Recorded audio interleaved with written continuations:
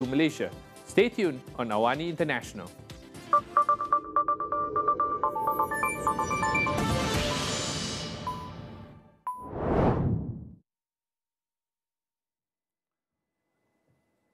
Malaysia has no plans to retaliate against Washington's 25% tariff on its exports, says Investment and Trade Minister Datuk Seri Tengku Zafrul Abdul Aziz. He says negotiations are still ongoing and remains optimistic about reaching a trade deal. Zafrul said he contacted US Trade Representative Ambassador Jamieson Lee Greer on Tuesday, and a video call is scheduled for tomorrow. Also on Thursday, the Prime Minister Datuk Seri Anwar Ibrahim is set to meet US Secretary of State Marco Rubio for further discussions. Zafrul also rejected claims that the 25% tariff was a loss for Malaysia. He said Malaysia stood firm on issues involving national interest and sovereignty during the talks, stressing there are certain red lines not to be crossed.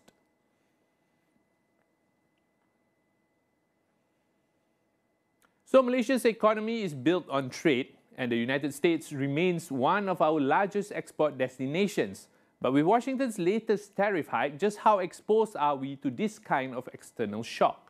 Now, to unpack these questions, I'm joined by Yugendran Kanu Sivakumaran, research analyst at the Economics and Public Policy Department of Bait Al-Amanah. So, Yugen, how vulnerable are we to this kind of tariff shock? And what does this mean for our GDP outlook? Well, thank you so much for asking that question. We are, if I'm not mistaken, Malaysia's third biggest export partner is the United States.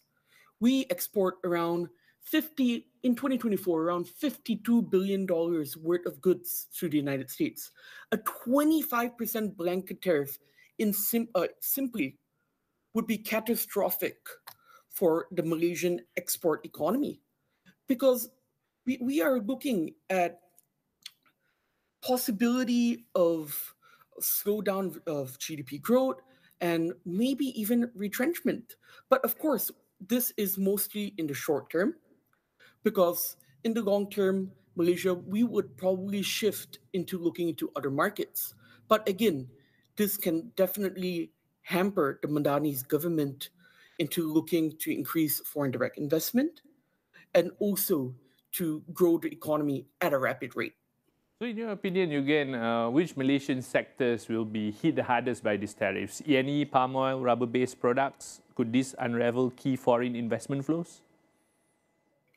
I would say the E&E sector, and that's because just of how naturally it's built. The E&E sector is, again, how do I say this? It's the cost of the product is a higher value add. So a 25% tariff will definitely add into that costs. And in addition to that, the Trump administration wanted to bring in more E&E production into the United States. So this is definitely something that has been planned and is basically the largest sector that I feel would be affected in Malaysia. Well, Yugen, it's also well documented that Malaysia face some sort of global supply chain disruptions. How will this tariff compound inflationary pressure or job risks in these affected industries? Well, when we look at it, consumer confidence is one thing that will be hampered by the tariff scare. So we could see the ringgit weakening. We have seen it weaken when the news came out. So this may further weaken the ringgit if measures are not took into place or negotiations are not done at a timely manner. And that can add to inflationary pressures because, as you know, Malaysia is not self-sufficient and we are highly dependent on imports of goods. Yeah, so thanks so much, Yugen, for sharing your insights. Of course, we will be looking very closely at all these tariffs, especially with all the announcements expected tomorrow morning as well. Thanks very much. That's Yugendran Kanu Sivakumaran. He's the research analyst at the Economics and Public Policy Department of Bait Al-Amanah. We'll go for a short break. Stay tuned.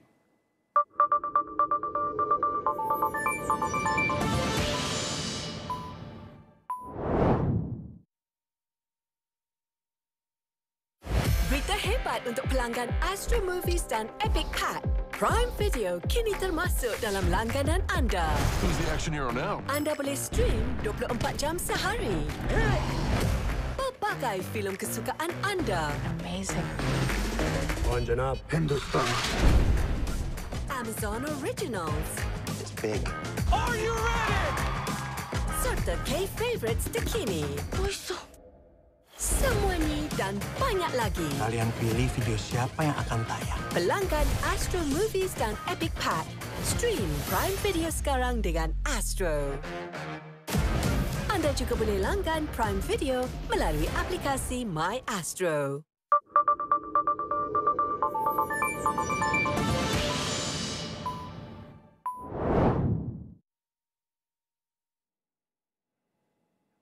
Attention isn't just on the economic impact, but also on the geopolitical fallout that could follow with Washington hardening its stance on China and global supply chains already under stress. The world may be entering a new phase of strategic competition. Could this trigger new global blocs? Can ASEAN remain non-aligned in an increasingly polarized world? Here to give us his insights is Dr. Benjamin Barton from University of Nottingham, Malaysia. Dr. Barton, what are the likely diplomatic consequences from key US allies and partners? Will we see more alignment with Washington's approach or resistance due to economic exposure to China? Yeah, thanks for the question. Well, I think actually that what we've seen so far is alignment with the US to a certain extent. What the main allies have been doing is to seek the application of diplomatic means in order to strike deals with the United States. So the first that we saw was United Kingdom, but currently both Canada and the European Union are negotiating an agreement which they hope will be reached very soon with the US. So it would seem that, despite the threats, despite the rhetoric and the discourse employed by the president, notably if you think about the way that President Trump speaks of the European Union, those allies have been seeking to work behind the scenes as a means of coming to terms with the US and striking a free trade agreement or a trade agreement of some sorts in order to kind of mitigate some of the diplomatic fallout. So I think that, for all the things which have been said, ultimately what they want is to come to terms and to limit the damage caused possibly by, the application of fairly high tariffs. Yeah, you mentioned the application of fairly high tariffs, and we haven't seen yet the full list so far. Now, could this trigger a wider geopolitical chain reaction? For example, a constant tariff race, realignments among middle powers, or perhaps even new blocs forming around trade and tax sovereignty? I don't really think so. I think actually the response by the rest of the international community has been to put the emphasis on a reinvigoration of free trade agreements. I mean, we're seeing this here in Malaysia, talking about the European Union, that after a decade of having postponed their free trade agreement talks, now all of that is back on. And I think that there's a similar sentiment being shared across the world. Whether it's states or regional actors, the recognition is that, what this episode is teaching the rest of the international community is a need to diversify, to lessen dependence, and to strike deals as a means of moving away from, the heavy hand of trading, perhaps over exclusively with the United States. So I think that that's the way that the rest of the world is dealing with the consequences of Trump's tariffs. It's looking for that diversification of trade partners.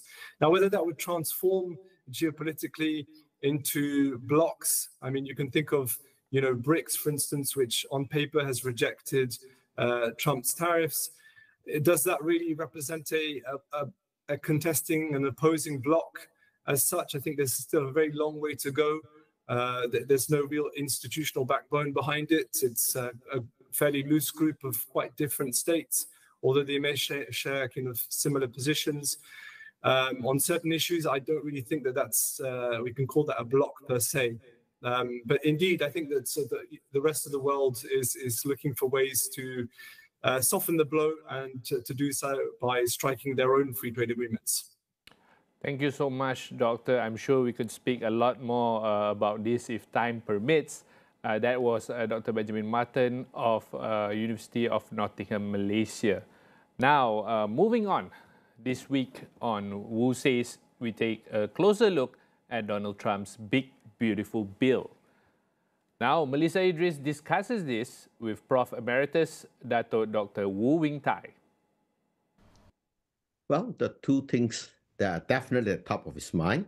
One is to show that he's a friend of the common folks. And one of the common disdain in America is towards the government. The government is often portrayed as out of control, wasteful, and ineffective in its mission. So given that depiction, of course, did not originate with Donald Trump. That was Ronald Reagan's message when he successfully won the election in 1980. Ronald Reagan's campaign consists of getting the government out of your way. And getting government out of the way means that instead of the government spending your money for you, you go and invest your money and make the economy grow.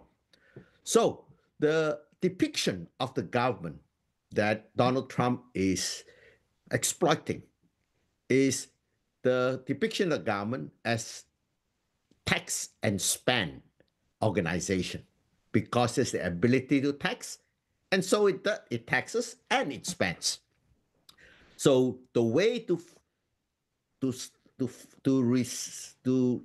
eliminate that tendency is to do what Ronald Reagan says, starve the beast. How do you starve the beast? You don't give it food. And what is its food? Revenue. So you take away its revenue and prevent it from spending. So in this particular, this is what Ronald Reagan started, followed by George Bush Jr. when he came to power in 2000, and now by Donald Trump in his first term and second term. Let us talk about the specific package of Starve the Beast this round. The first thing is he has cut taxes, and the largest proportion of the tax cuts go to the richer segments of the population. The poor, there are tax cuts for there'll be for the lower classes in terms of there'll be no more taxation of tips and overtime, and people who are retired, their social security payments will have bigger tax deductions. Catch the full conversation of this on all AWANI International social media accounts at Power Affairs. Now that report wraps up AWANI International tonight. Stay tuned for our reports on the rivalries, strategies, and the shifts behind the power affairs driving the new global order. Visit international.astroawani.com for more. Be sure to follow our social media accounts at Power Affairs. I'm Hafiz Marzukhi. Thank you for watching. Good night.